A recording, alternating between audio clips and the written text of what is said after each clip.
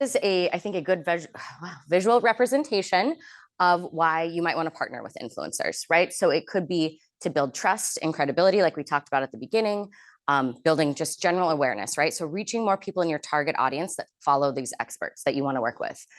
It also works for demand gen. I think when we first started influencer marketing, and where many companies are still struggling today, is that it feels like it's just an awareness play or a thought leadership play, right? The only reason to partner with influencers is so that you can, increase the amount of traffic to a blog post, right? But in all actuality, if implemented correctly, you are able to serve full funnel marketing with influencer programs. And we'll talk a little bit about that because I believe that was one of the prompts I had you write down. Also, it can be an incredibly cost-effective way to scale your content production, right? So instead of hiring additional staff or additional agencies to produce the high-quality content that you want, you can partner with experts to do that, some of which is organic, some of which is paid, right? So there's a few different options. Again, we'll go through what it looks like.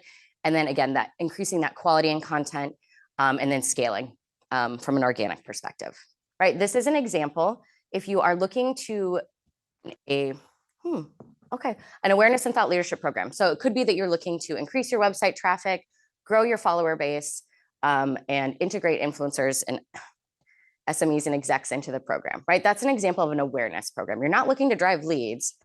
You have to lead with this, right? What are the things ultimately you want to achieve? So I take a second, I'd write down, again, even if the things that you want to achieve aren't listed here, maybe 2 or 3 different things that you definitely want to achieve as part of your program in general, right? It doesn't have to be with influencers, but what are the things that you are targeted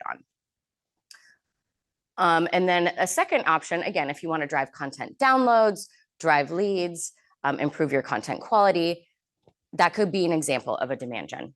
So again, they should be led by the tactics you want to execute. That again is BS, right? Because they should be designed to align with those tactics, tactics, influencer type, and KPIs with those target objectives that we just wrote down. So let's take a look next at the different types of influencers you can work with. So this is an example of, let's call it, 6 different archetypes of influencers, right? So you have your professional influencers. These are the people that do this for a living. They're very well recognized. They have a very large audience. They're fairly relevant for a variety of topics, and they have great general authority, right? The reason that you want to work with professional influencers is because this helps to increase your overall awareness and reach. If you look at content creators, which kind of falls, I used to only have 5 up here. Now I have 6 because we have to talk about the creators. They aren't quite the professional influencers. They're not quite micro influencers, but there are people that are creating a consistent amount of quality content, right? You want to work with these influencers in particular because you can trust they're going to create great content for you. They don't have quite the audience size. They're about equally as relevant. They have the same general authority, but again, they're really focusing on the content creation and not necessarily, in some cases, becoming a professional influencer. Then you have your niche experts. So these are people, they don't have a large audience, but that's okay, right? Audience is not the only thing we need to be looking at. These people are super, super relevant for very specific topics. So these could be your data scientists, your engineers, people that have that expertise, but aren't creating content, are not interested in becoming a professional influencer, but have the technical knowledge that your team needs.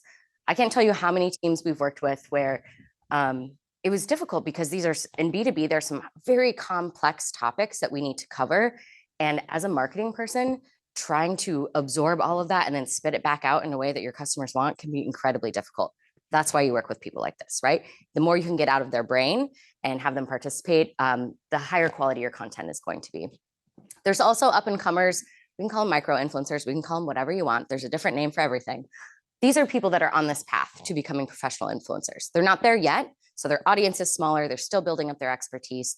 But the reason that you want to work with them is because eventually a good portion of them will be here. And if you can build up that advocacy when they're still trying to build their influence, help them build their influence, shine a light on them, you're going to create some really great advocacy with them as part of your program. SMEs and execs, it's a gold mine, the people that you have internally. Again, they tend to be more on the niche side in that they have some deep expertise.